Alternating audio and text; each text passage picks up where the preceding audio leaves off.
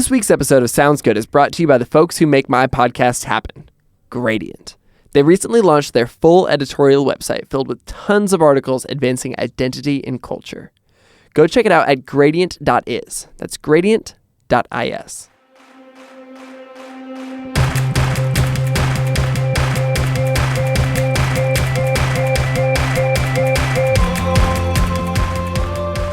Hey everyone, Brandon Harvey here. Welcome to the 10th episode of Sounds Good. I cannot believe that we're already 10 episodes in. This has been so much fun. Today I'm talking with author, speaker, photographer, TV personality, and general supermom, Mira Ko. Mira has done so many incredible things with her life, which recently includes starring on The Nate Berkus Show on the Oprah Winfrey Network, starring regularly on Disney, and filming and producing a travel show with her amazing family of 4 all over the world. Mira is high energy, full of intentionality, and loves to laugh. So you're going to love this. Let's jump straight into this conversation.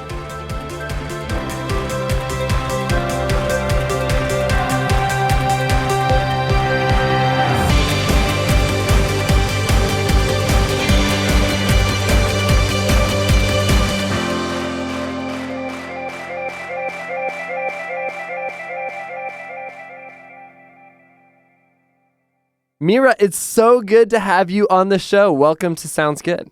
Thank you, Brandon. I am so excited to be here. I've been listening to your podcast series, and I just feel really honored. Everyone that you have had on is just such an amazing person with stories that are unbelievable. I just love it. So thank you for having me. It's been super fun. I've kind of just am sitting here geeking out every time that I get to talk to somebody, and I'm like, this is what I get to do. I just get to have conversations with my favorite people.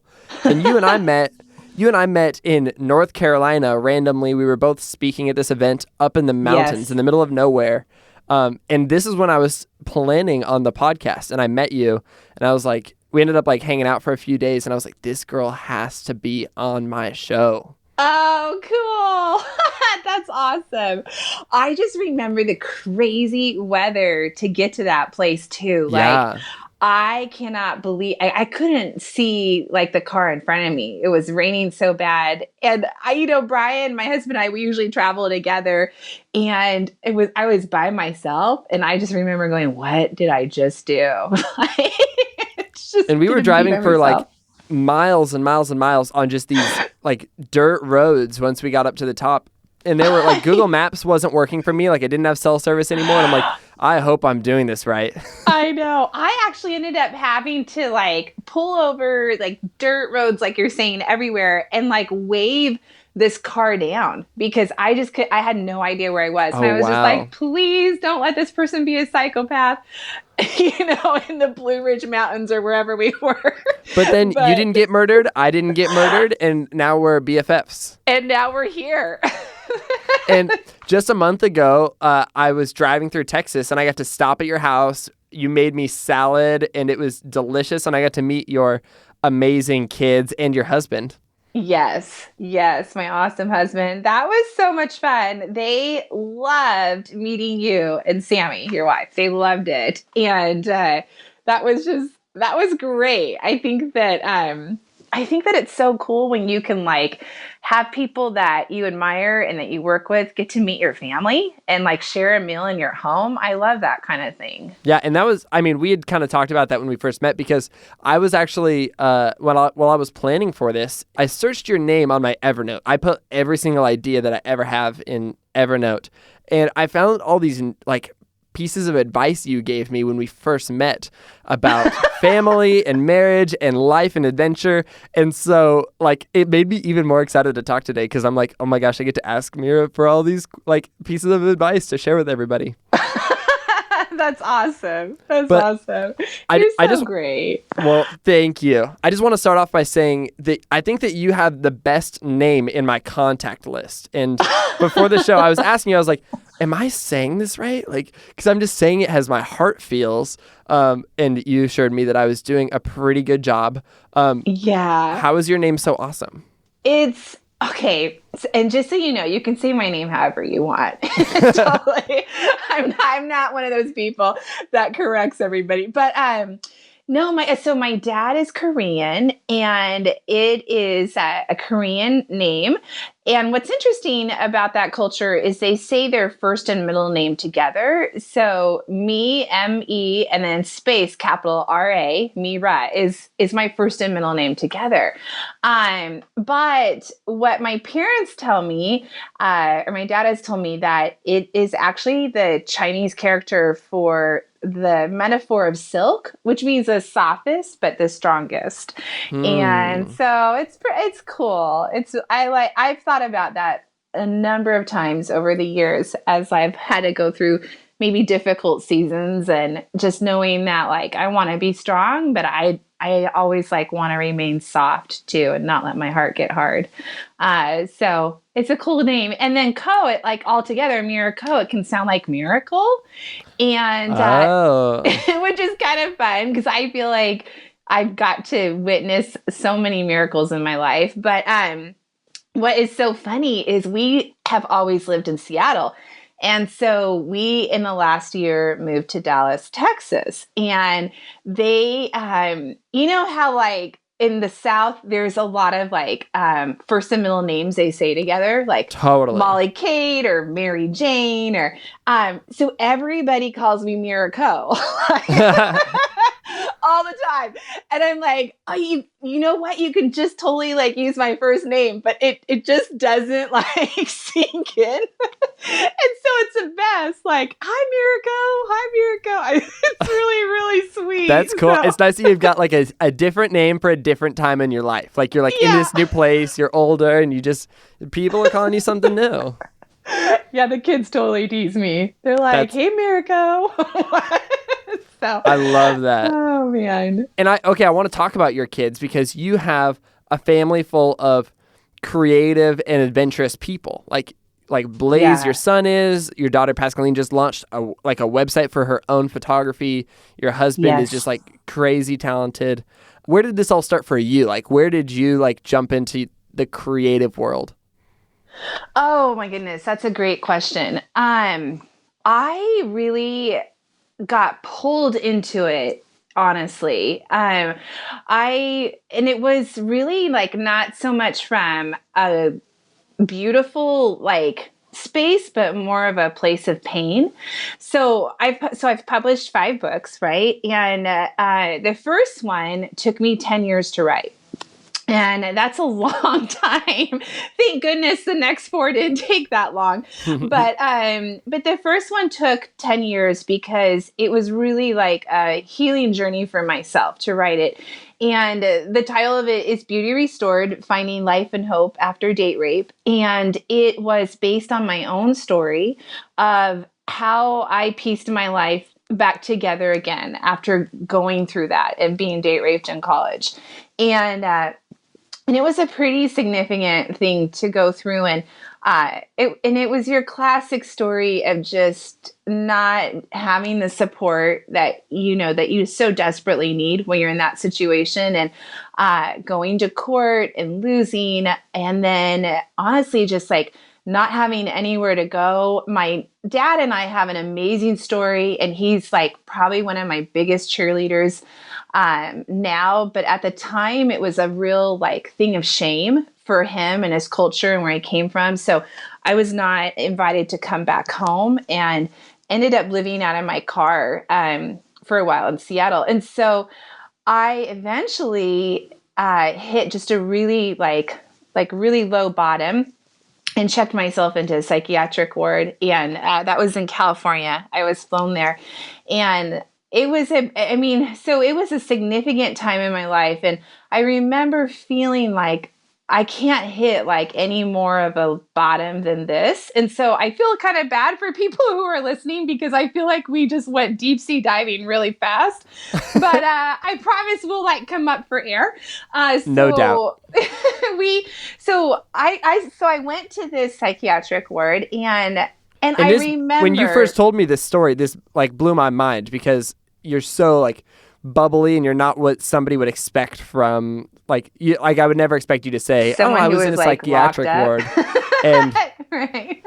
and I love the way you tell your story. So keep on going. Yeah, yeah. No, it's true though. It's that, I mean, I think that's like one of the miracles, right? That I've got to witness. But yeah, so I went to California and I remember standing outside of those double doors at this hospital and seeing that sign that said locked psychiatric unit and thinking to myself, like, why am I the one who is going to lock myself into this place? Like, why isn't that person who's hurt, not just me, but so many other women, like, why isn't he like locked up? And so I just walked through those doors and I will never forget, Brandon, hearing them close behind me. And all of a sudden feeling this unexpected sense of relief because in the reality that I could now not leave, no one could actually like come in as well. And I had just been like going through almost 2 years of being stalked and followed and really tormented by this person. And to like finally be in this safe place where no one could access me that could hurt me was just amazing. And so that is really like where my, I think like my story starts because I really hit like the lowest low I thought I could ever, reach. And I remember being on the floor when we had like we had like 12 hours of therapy a day. And the therapists would all meet together in the morning and just like discuss among themselves who was ready to tap into their anger. Oh my And gosh. they would make this master plan to antagonize you all day long and just pick at you in a way that would get that anger to come out. And was that good or bad? Well, so none of us know that they're doing that. Like, Yeah. right. And so I remember it was like just a weird day. Like I felt like they were pushing me on things and I felt like nothing was like, I felt like I wasn't making any headway. And I remember us having to do this stupid exercise at the time where we had to fill up a sandbag for everything we felt responsible for in our life. And there was like 150 things I felt responsible for, but then we had to carry that sandbag all around for 24 hours.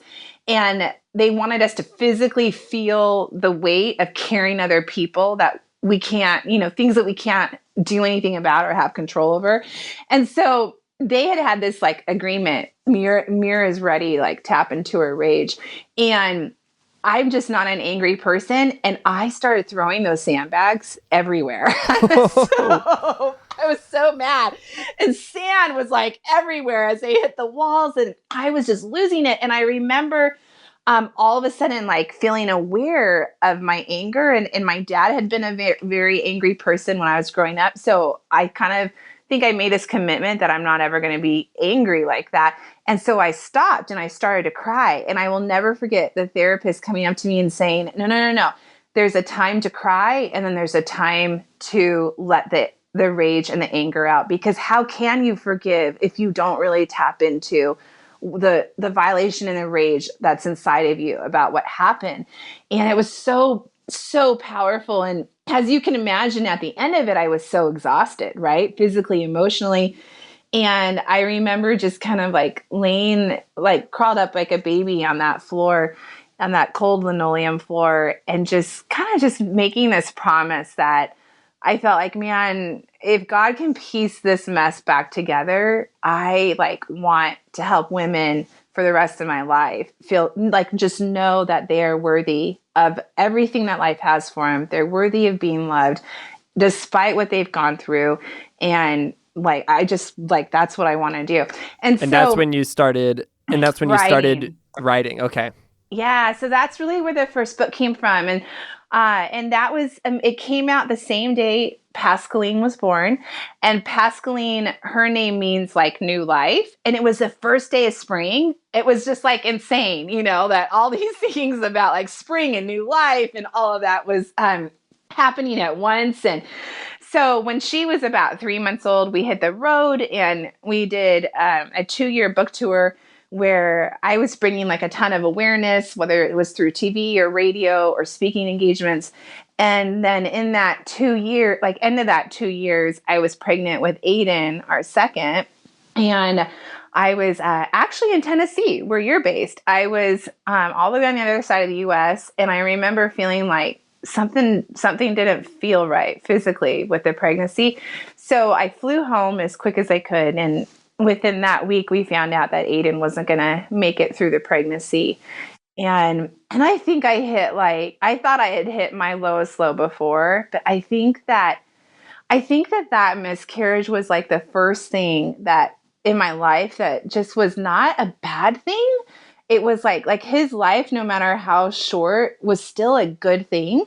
And I just couldn't like figure out how to process it, right? And so I spent a lot of that next year not writing, not speaking, and just spending it on the couch. And I would go into my counselor's office and I would just say, like, I just don't even want to talk or process. Like, I just need a place to be quiet and be sad. And so for a year and a half, I went every week and we didn't say anything. And I just felt like I had that space to just be sad. And towards the end of that year, Pascaline was like 2 at the time, and she was playing on the floor, and this beautiful afternoon light came through and it illuminated her, and she was just glowing. And I remember I was laying on the couch and I was like, I want to take a photo of that. I want to learn how to capture that. And I had never had a camera before. I was interested in taking photography in high school, but someone told me you had to be like really good at math, and I'm horrible at fractions. And I had all these learning disabilities like all through school. So I just didn't see myself as a smart person, if that makes sense. And I remember just feeling like, you know what? I don't know, it's like you get to this place where no matter what anybody has said, no matter how afraid you feel or how much you doubt yourself, it just doesn't matter because you need this for you more than anything else. And so I went to Costco and bought my first camera at like 30 years old. That's amazing. And that's the way to do it at 30 years old, to go to Costco and pick up a camera. Yeah. I bought like a whole pack of 400 speed film because digital wouldn't come out for like a lot longer. And so I just thought, I'm going to teach myself how to do this. I don't care what anybody says about it anymore. And that became like my kind of open door into the photography world, which I never, like, if you would have told me, oh, this is where photography is going to take you, I never in a million years would have like believed you, because it was really just a therapeutic healing process for me. I think it was just like freeing to be able to like capture people's stories instead of like sharing my own story. Like I was like loving that switch in life, you know? So yeah. And it became kind of a therapeutic tool. And then it seems that you started to use that to give other people a similar experience. You started teaching people. You started, like, you take a group of people on a class to, like, Italy, like things like that. Italy is so healing. Yeah, just eating all the bread. You're like, this is good for my soul. Not my heart, but my soul. Exactly. Yeah, you know what's really crazy about that? This is totally a tangent, but Blaze and I are like highly allergic to gluten products. But whenever we are in a foreign country like Italy, we can eat as much pasta as we want and be fine. That's what I've heard. So we have to like take people to Italy. It's important.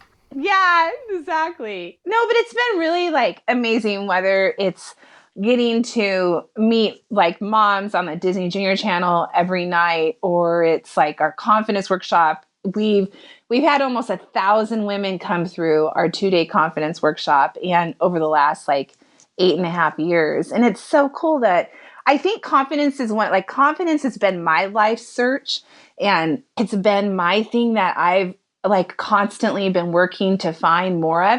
And I think that once you find confidence, like the camera is great because it's like a great vehicle to help women find confidence. But it's like, once you find confidence with one thing, it starts to like change the whole family and the whole atmosphere of the home. And so it's been cool to witness that for so many people. That's super evident just by getting to know your family and following along with your family on the internet. Like, your kids are super fun. Your husband is awesome. You guys do so much together.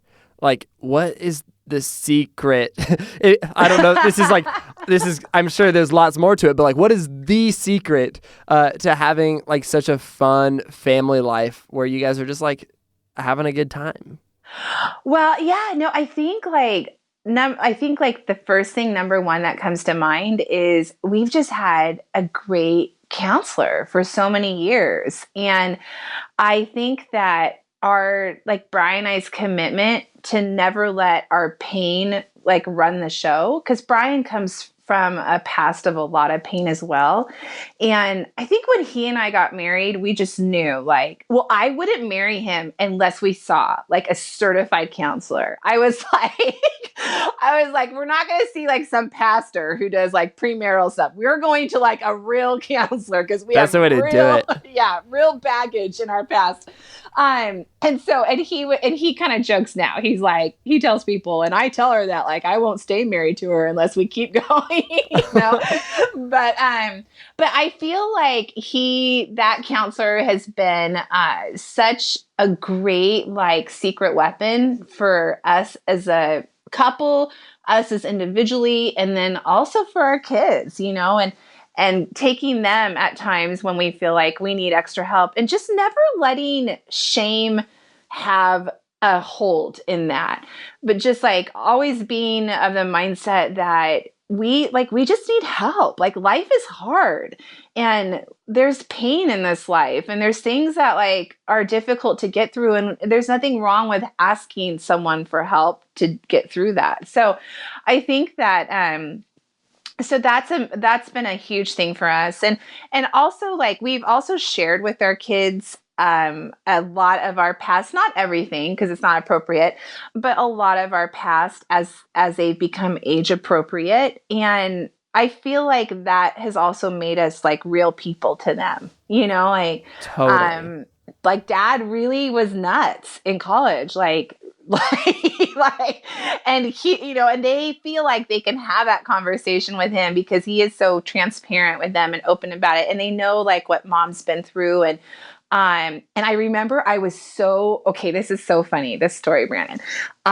I was so scared to tell my kids about being in the psychiatric ward.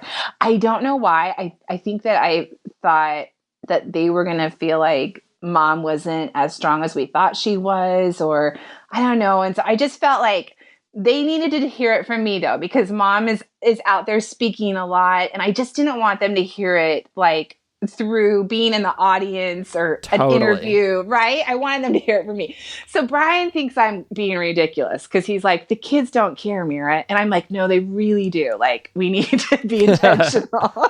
So I remember like we sat down and it was like this family meeting, and we, you know, I just like started to talk to them about my past, and I told them, and eventually like Mom was having a really hard time. And so she checked herself into this psychiatric ward. And if you guys ever like want to ask me questions about it, you totally can. And here's some of the things that Mom went through before she met your dad and blah, blah, blah. And, it was so classic because Blaze raises his hand. I don't know why he raised his hand, but he was like, well, Mom, I have a question, but I'm like kind of nervous to ask. And I'm like, oh, Blaze, you know what I mean? I'm like, you can ask me anything, honey. Don't worry. Like, just feel free. I'm totally here for you. And he like kind of hesitates and he's like, well, I was just like wondering if we were going to still have lunch because it's kind of getting late and I'm super hungry. That's amazing. And that was like it. Like that was, and then Pascaline was she's a few years older than Blaze. And so she was like, so wait a minute, Mom, are you telling me you were in like an Arkham asylum like the Joker was? She was like, that is so awesome. And I'm like, no, it wasn't like that kind of stuff. And then she was like, oh, well, then that's like boring. And like, that was it. Like, they were off and playing. And Brian just looked at me and he's like, you're just funny because the kids know you today. They don't like if you were going through that now, maybe it'd be different processes of a family, but there's no shame in what we've gone through, Mira. There's no shame in what we've walked through. So, Yeah, because anyways, it created you into who you are today. And they know that today. absolutely. Yeah. Yeah, absolutely. And they know that if Aiden hadn't been a part of our life, like, I don't know that I would have ever picked up a camera. Like, that's what's so crazy. I probably would have just gone on writing and speaking, but photography, I don't know that would have ever happened. And so they see like how all these things that could completely like weigh you down are actually like have the potential to become like great strengths for you. I love that brought your family together, all of those things. And you guys are able to be real with them. And it seems like that was that was the big reason that you guys were able to go on the big adventure that you guys went on. And I'll just tell the audience. So you guys sold your house in Seattle and you traveled the world with your kids for 6 months. Yeah. And we had like no money either.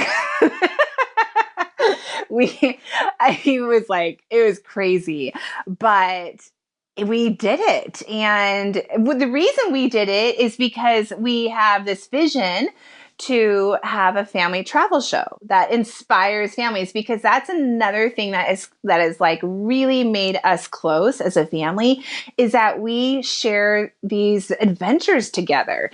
And we do things where mom is like I'm afraid of heights. I hate escalators. And so getting mom to rock climb and the kids getting to cheer mom on, who is like always up front, often the expert, but is now like shaking because she's so scared. Like that, like that kind of thing is so powerful to like have the kids get this opportunity to play a role for you and be something that you need, versus like just the parents being the ones that are always like calling the shots. And so we had this idea that built kind of over 2 years. We do this exercise as a family. It's a listening exercise where we set the timer for 4 minutes and we do it like 3 times a week.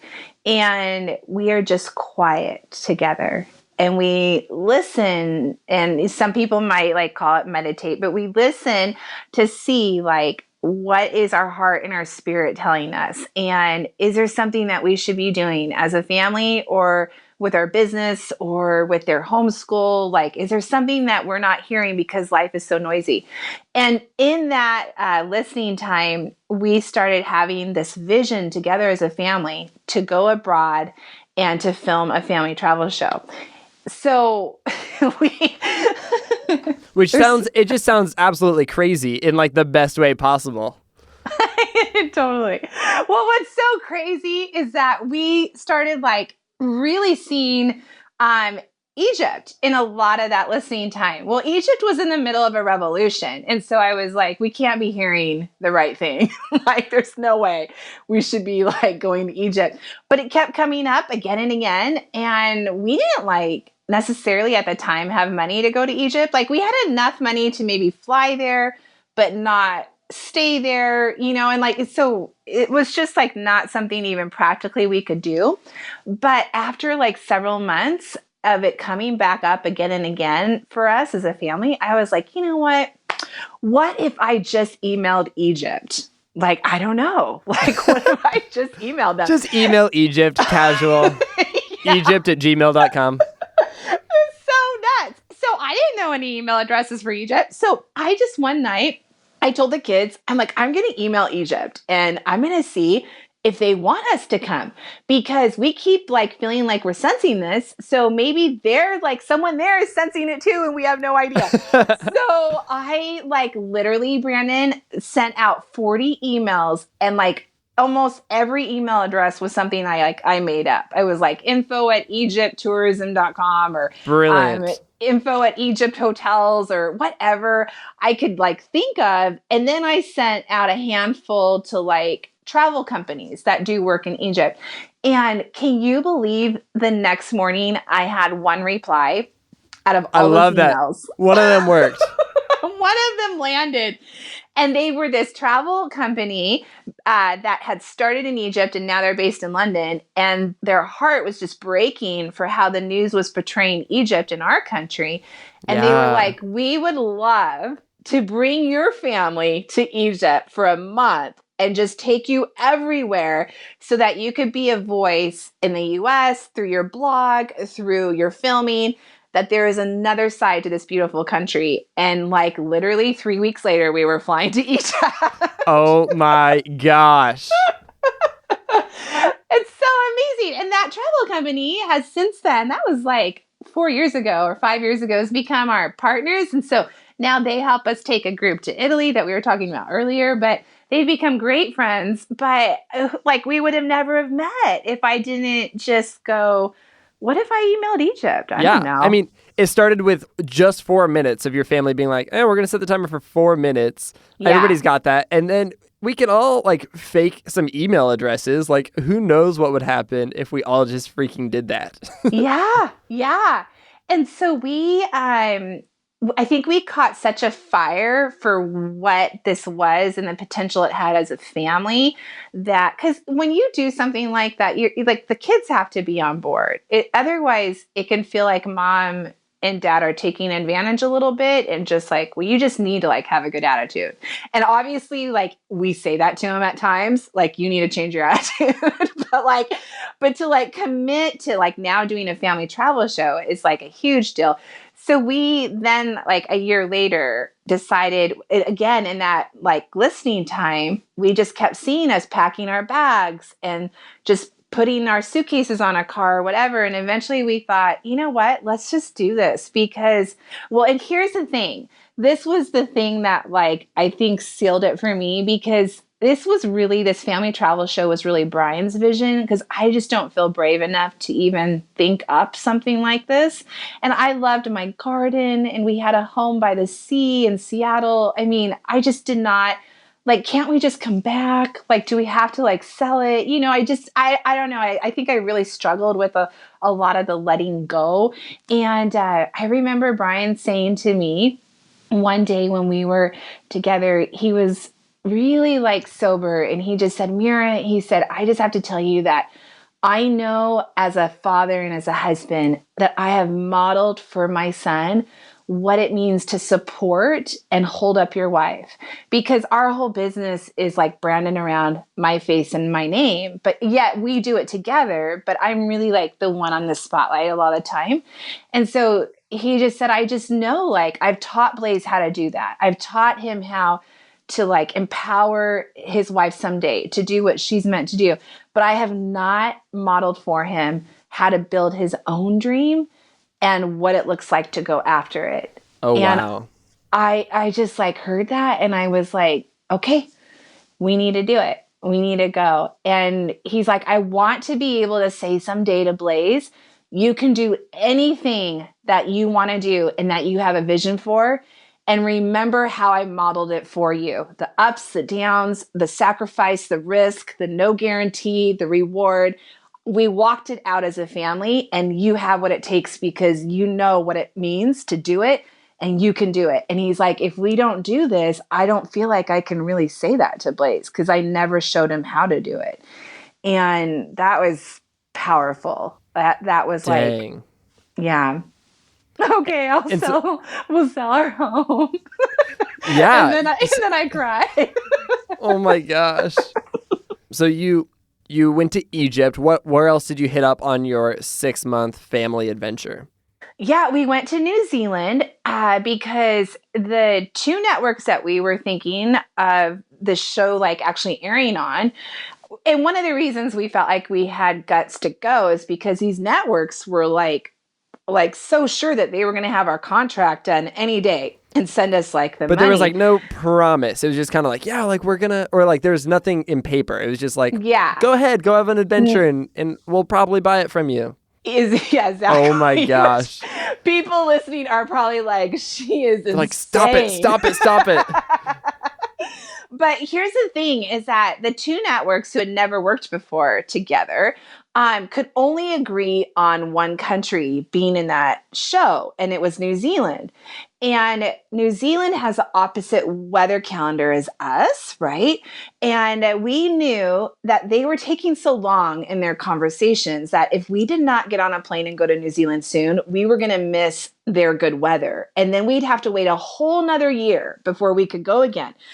And I think Brian and I just felt like it's completely insane to do this without a contract in writing. But on the other hand, if we don't like step out and do this and just say that we believe in what we're doing and what this is about, whether you're with us or not, how can we ask anyone to invest in us? And so we bought one-way tickets to New Zealand, and we were so sure the show was going to get picked up right away that we put the home on the market and everything in storage. And we thought we'd only buy one-way tickets because we're just going to keep going from country to country and filming, and eventually we'll get our contract and it'll be done. And it totally didn't happen that way. Oh my goodness. We actually so we went from New Zealand to Thailand. We ran out of money in Thailand. And because we thought for sure we were going to have, so we spent 3.5 weeks in New Zealand. We got to Thailand and we were just in the jungle and no money in the bank account. We're homeless in the jungle in Thailand with our kids. Yeah. Yeah, exactly. I told the kids, I was so we can either look at this one of two ways. We either are stuck in a jungle, literally, or we just the next door hasn't opened up to us. And it's just a matter of time, but there's a reason we're still here for, the time being. And so we ended up spending 2 months there, and someone gave us their home there for us to stay in. And so it was insane. We were given pretty much free lodging while we were in Thailand. So we did all the filming, but then we were there for another month, just kind of we didn't have enough money to fly You're home. okay, we live here now. Yeah. I'm Blaze, go meet the kids. They're your new neighbors. So it was a really powerful time because I just have to tell you that I learned so many things through that 2 months. And I think Brian most of all, because we had a cameraman with us that we were paying for. So we had what we needed to pay him all the time. But as far as getting the 4 of us to the next country, it was a lot more expensive. And then all of a sudden we get this email from our friends in Dallas who knows a philanthropist that is from Israel. And he wants to know, he's a billionaire philanthropist, and he wants to know if we have time in our schedule to go to Israel and if we would film the work that he's a part of funding there, and then he'll pay us to stay long enough to film our show. And I was I think we can make time in our schedule for that. You checked your calendar, you're there's literally nothing on here. Literally. So that's how we ended up going from Thailand to Israel. And then we spent a month there and we were done with the filming, and we still didn't have enough to get back to the US. So we decided to email our friends in Italy because I'd always wanted to go to Italy. I'd never gone at this point yet. And I remember Blaze going, when he heard that, Blaze was I have my whole life to see Italy. Can't we just go see Grammy and Papa? And I was Blaze, we're going to Italy. Stop. Change. That was one of those moments. Change your attitude, Blaze, But it's so cheap to fly to Europe from Israel, right? It's only $200 a person or something.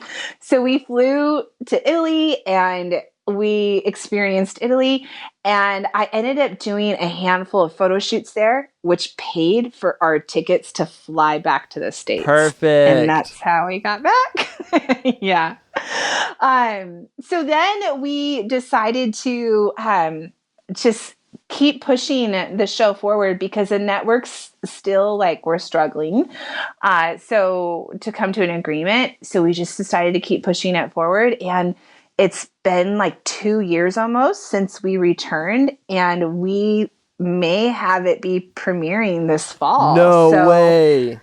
That's news to Yeah. me. So That's amazing. I'm like, we're just like waiting to hear some final things on it. But when we do, I will definitely tell Oh my you. So gosh. you can Cause you follow. showed me like the I don't know what it is, like a promo, like a preview of like one of the episodes and then a little Yes. bit of like cuts of some other episodes, and I loved it. I was like, this is so much fun. Oh, that is so awesome to hear. That means a lot. That it was like such an adventure of doing that with your kids because you're not only like on camera, but you're also like partly filming and then you're also just parents, right? And you're just like, I know that your dad said it 8 times already, but he doesn't sound funny yet. And they're just like, and everybody's like rolling their eyes and like, Dad, can't you just like say this? Like, And that's what I love about And like so, your kids are like helping produce it. Like your daughter like is yes. running audio. Like it's a team effort all around. Yeah, she is like, we really wanted a show that wasn't just like, oh, dad's the expert and like mom and kids just follow along behind him, Yeah, because that's kind of what everyone sees all the time when they see anything close to this kind of show. totally. But that's not who what's you it are at all. mean? No, like what's it mean to do it together Exactly. and hear everyone's unique perspective? Because I don't know about you, but like I was fortunate to grow up where we took often like a family vacation, maybe like to Hawaii, like every couple years or to Mexico. But it was always the same setup where my dad would go golfing all day long. And then my mom would take us kids to the pool. And even though we were like together, we were doing different things all day long. So I just always remember coming home and feeling like, gosh, we just didn't get a connect. Like I didn't feel like my dad knew me anymore or I knew him any better. Like it just, so the show is like, what does it mean to share the adventure together? And not just like go your separate ways and call it a family vacation or a family adventure, but just really like do things that bond you. So yeah. This makes me so excited. Like I love that this is moving forward, and I freaking love that you guys did this.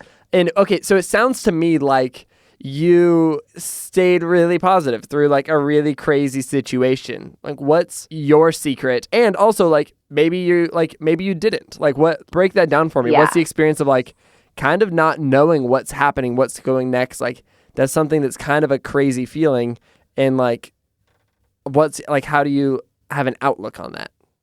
I think that one of like the biggest things was just to always be like free to like share how we were feeling as stuff came up, because there were total days where I was just bawling and just stressed and frustrated and second guessing myself, like I'm not in my 20s anymore, I'm in my 40s. Like I mean, like I'm not a backpacker that's 23, right? I have kids and responsibilities, and like did I just completely screw up their life? And like just in being in this house in a jungle and being stuck here and just really like having to like be open about that kind of stuff with Brian as it came up for both of us, because we really did step into the unknown with no guarantee of like what that would look like. And so I don't know. I think that Brian and I like often joke and say that the reason we like laugh so much together is because we've like allowed each other to cry as much, and that as deep as that pain goes, the joy can go that much deeper. It's beautiful. But it's definitely been messy. Like it was never this clear cut path. I mean, when we showed up in New Zealand, we had no reservations for anywhere. We like didn't know where we were going. And just so you know, like I am such a type A personality. So this is like not how I roll. But for me to like learn that I can do things that make me uncomfortable and I'm still breathing. Like I'm still like I haven't died. I'm okay, but it was super challenging on all of our like levels of confidence and self-worth and responsible as a parent, all of that stuff for sure. I feel like opportunities always come to you in the most serendipitous ways. You know, you guys emailing 40 different email addresses and somebody reaches back. Like, you told me a hilarious story of like you guys randomly meeting somebody who works for a network at an airport. What is like, why do you think the opportunities come to you in these serendipitous ways? Yeah, like it's so bizarre. Like, you're right. Like, we met Disney, an executive from Disney, in the airport in Tennessee. And that was how we ended up on the Disney Junior channel. Like, that, how random is that? Like, we've never had a manager. We've never like had an agent. We've never done things the way, like, you know how there's all these hoops you're supposed to jump through? And it's like, oh, well, if you want a TV show, you have to do this and this and this and check it off one by one. And all of that just is so overwhelming to me that it's enough to just make me go, well, why even bother trying? And so I don't know. I feel like one of the things that Brian and I have really tried to cultivate in our life is just like being present in the moment. And so like he and I, on a real practical level, like people like think that we're just like super bohemian spontaneous over here. Do we even work? Like, you know what I mean? It's like people have this funny, I think, image of us sometimes of what our daily life is like. But we meet every morning almost, and we go over our to-do list together, and we prioritize what is going to make us revenue the fastest, and that should be handled first. And then like we prioritize everything else after that. And in doing that to-do list, it's an exercise, I think, for us to stay present in the moment, because I don't know about you, but I have so often been afraid of all the what ifs. Like if we really follow this dream, or if we really try to like go after this vision we have, what if this happens? And what if this happens? And what if that happens? And I don't want to deal with any of that. And so I actually like end up putting all of that fear and doubt into my future. And my future then becomes so intimidating that I don't even want to go anywhere near it. And yet every single time we have gotten to those places that I've been afraid to get to, none of those fears and doubts were ever there waiting. Like it was like almost irrelevant, like by the time we actually got there. And so it's just kind of inspired me over and over again to just, how can I be present? Like, what can I get done today on my to-do list? What can I like check off? What can I push forward? And doing all those things so that I do not entertain fear and doubt on the horizon. That's just saying I'm foolish for even thinking of like that being possible for us and our family. Does that make sense? Totally. And because your mind is like clear of all those things, it opens up. I mean, first of all, it opens up your frame of view. You're allowed to look around and see the opportunities that are right in front of you, rather than kind of like joining the rat race of being like, I've got to do all this stuff. I got to do all this stuff. You get to kind of pay a little bit more attention to keep your head above water. But then you also get to, you're moving forward every step of the way. Like, you're putting in the work, you're not quitting, and you're not like just waiting for opportunities to come. Like, you're putting in the work during the whole process so that when opportunities come, you're continuing to work. Yes, for sure. And I'm like constantly pitching, like ideas and putting that out there. And I never just want to pitch one idea. I want to pitch it to like a half a dozen different companies, maybe, because I just want to feel like I'm putting out there what I can, and I'm not like relying on just one response to come back. Totally. You know? You got to shoot out 40 emails before one person in Egypt decides to fly you out.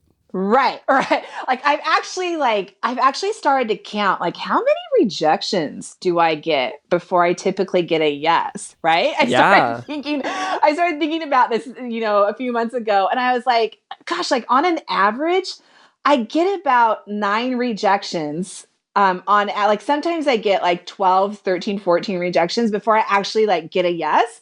And so I started testing this theory, and I was like, I wonder if I like just walked up to a stranger and said, can I take your photo? Or can I ask you a really like bizarre personal question? And if they say no, does that count as one of those rejections? Yeah. And I do think that it's funny, but I do think that the challenge is constantly to put ourselves out there, Man, to put ourselves out totally. there again and again, and so, yeah. I love that. Let me tell you a story. Because I totally agree. I think that rejection is actually like a really, really valuable thing because it means that you're putting yourself out there. I was in Hong Kong about a year and a half ago, and I showed up and I didn't know anybody. I was just like, I'm going to have a fun time in Hong Kong. I just done a photo shoot in the Philippines, and I was like, I've got a few free weeks. I'll go to Hong Kong for a while. And so I like board my sketchy airline that has like a terribly low safety rating. I arrive, and day one, I'm like, okay, what should I do? Maybe I'll try to do a portrait series. And so I show up in it's essentially the subway of Hong Kong, and all the different subway stations have these beautiful different colored tiles. And so one subway station is all pink, and one is all purple, and one is all blue. And it was Valentine's Day, and I was like, I'm going to walk up to people who are wearing the same color outfit as the subway station is, and I'm going to ask them if they'll let me take their photo, and then I'll like get to know them, and I'll do some sort of Valentine's Day series around this. And and I counted. I walked up to 100 people, and only 3 people said yes, and all 3 of those people, after I took their photo, they would not talk to me. And wow. And part of it is just that I have really stupid hair, and I think I would scare anybody. But the other thing is, I don't know, like it just wasn't a good context, like nobody wanted to like, I hadn't thought through it all the way. Nobody wants to like stop and like miss their train and have somebody take photos. Like I get it now, but I was so ambitious. But I walked out of there. I wasn't bummed at all. I was like, I just talked to 100 people. I tried to talk to 100 people. I only speak English, not like Cantonese, but I didn't feel bummed. Like I came out and I was glad that I did it. And I still got 3 people that I got to have an interaction with that was a little bit deeper, and it actually just gave me confidence for the rest of my trip to talk to people on the streets and to get to know new friends. By the end of the trip, like I was like meeting up with all these different people in Hong Kong. So it kind of, even though I had a less than 3% success rate, it kind of built itself into something new down the road. Yeah. No, I think that rejection is really like a powerful thing to let yourself like actually set yourself up for in healthy ways. Because I think a lot of us are just like hedging ourselves all the time because we're trying to avoid it. So what if we like just embraced it and like, set up something like that? So you kind of get this muscle memory of what it's like, and that you can live through it. You can be fine on the other side of it. And, it's also like so interesting. I've like sometimes like when I've thought, oh, we totally are going to get this booking, or we're going to get this shoot, or I'm totally going to do this keynote at this conference. And then for whatever reason or not, it doesn't like work out. I've just, it's so easy after you put so much work and talking back and forth to like be so deflated and bummed and upset when it doesn't happen. But I've written those dates down before. Like I've just gone into my calendar and I've put the date down on my calendar of when I was going to do that event or that shoot or whatever. And I have to tell you, it is mind blowing what I actually end up doing those dates. That if I didn't put it on the calendar, I never would have remembered. Because you had such a better, different opportunity that came your way. Yes. Like I was supposed to do this wedding for a major like celebrity bride in California, I remember. And we had several meetings with the event planner. This is when Brian and I were still shooting high-end weddings a number of years ago. And everything, like all the stars were lining up to do this. But we were actually moving our business and our whole mission towards empowering women and moms specifically with cameras and just empowering that confidence in them. So we were starting to move away from it, but oh my gosh, this was like an incredible opportunity. Well, for whatever reason, at the last minute, I did not get that wedding. I didn't book it. And it was so like confusing to me. Like it just didn't make any sense. And so I ended up writing her wedding date on my calendar. And I just thought, I'm just curious to see what I actually end up doing on this like weekend, this week of when I would have been shooting her whole like 4 days leading up to her wedding. And can you believe that was the week that Nate Berkus was launching his show on NBC? He's Oprah's interior designer. And his team asked me to be a part of that first week as his go-to photo expert. That's nuts. And flew me to New York. And I ended up like doing his show for the next 2 years. And it was the same week that it started that it had to, like, I had to be available or the opportunity was gone. And I was like, oh my gosh, like how often, you know, in just our limited view, do we feel like we've been forgotten or, you know, all of our desire has just been in vain or for nothing. And yet there are things unfolding and already coming into place in the future for us. We just need to like hang on and like get ourselves there, right? That is beautiful and brilliant. I love that. I'm going to start putting all my failures on my calendar so I can see what happens. Okay, so we're at the point in the show where I have a few questions that I love to ask every single person. Okay. And so the first one that I have for you is, how would you describe the kind of person that you most admire in the world? Okay, I think I know. Like, this is just what comes to the top of, you know, the top of my brain. Perfect. Wait a minute. Is that how you say that phrase? Top of. See, I grew up with a Korean dad who like changed all those phrases because of his broken English. So I'm always like saying those phrases wrong. It's like, close enough. That's all that matters. Like piece of pie instead of piece of cake. So, okay, I think it is, what comes to my mind is definitely discipline, just a complete commitment to not give up. And someone who's open, who, despite what they've gone through, is open to people and open to opportunity and just is willing to like live in the unknown and create from that space. Yeah, they're not shutting down. They're not dwelling on the past. They're focusing on what can come out of their story. Yeah, like there's women I think of that in my life that like exhibit that, and I feel like that's what's inspired me to do even, you know, the things that I have done, for sure. That's incredible. I love that. My second question is, what are you consuming right now that you love? Okay, I'll tell you something I am consuming right now. Brian and I both are. It might make you laugh, but I love it. I love that show, Madam Secretary. Do you ever watch it? I have not seen it yet.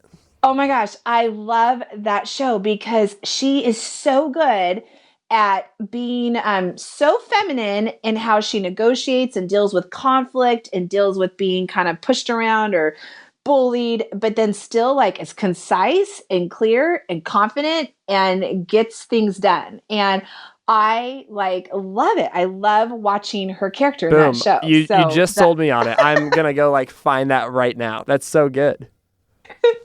It's awesome. Yeah, that's cool.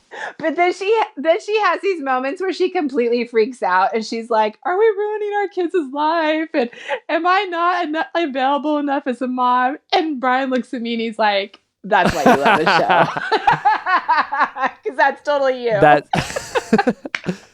the best though, when you find a show where you're like, this is totally me. You know, Sammy and I have these close friends, and they love the show How I Met Your Mother because they're like, we are exactly that couple. Like, that is so us. And they're like, we're never going to have a show that feels so much like they're just like making it off of our lives. And right. I love that but like, I think that says something about you, that like the main character in Madam Secretary is you. You're like, that's some confidence if I've ever heard it before. That's hilarious. That's probably like what I'm saying that I don't mean to like realize that I'm saying, but I totally. I'm just kidding. Identify. Oh, it's so good. You're so funny. Oh, buddy. Okay, what's your next question? My last question is, based on the ways that you've chosen to step out and live differently with like you and your family, and just the ways you've dealt with your story, what's one thing that you'd encourage someone else to do in their own life, like today? Okay, I don't even have to think about that because I think the most difficult yet most important and courageous thing that you can ever do is to embrace your pain and look at it and hold it and let it be a part of you, and let that pain sing your most beautiful song, like in who you are and how it's changed you and shaped you and how it makes you stronger than you ever would have been without it. I think a lot of people, we spend a lot of energy on trying to run away from pain or trying to hide it. And I think that just like photography has shown me, you cannot see the light without the shadows bringing definition to it. You need shadows to define where the light falls. And that would be it, to find a way to embrace your pain and to be proud of how the shadows define how beautiful and bright you really are. Let your pain sing your most beautiful song. I absolutely love that. That's beautiful, Mira. If people want to find you, if they want to follow along with your story, where can they do that? Yeah. Oh, yeah, I would love it. They can, first of all, my website is just miraco.com, but I've been doing a live Q&A on my Facebook page. Oh my gosh, I've been following along. It's so fun. Did you see?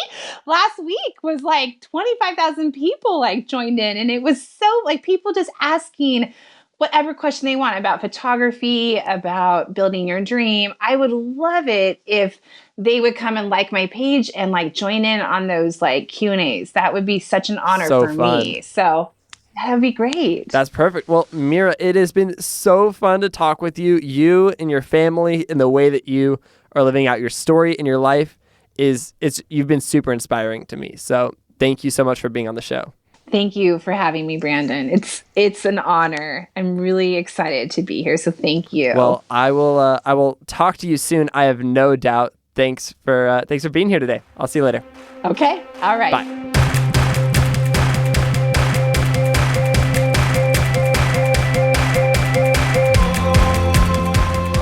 Sounds Good with Brandon Harvey is part of the Gradient Podcast Network and is created in collaboration between me, Brandon Harvey, and Gradient.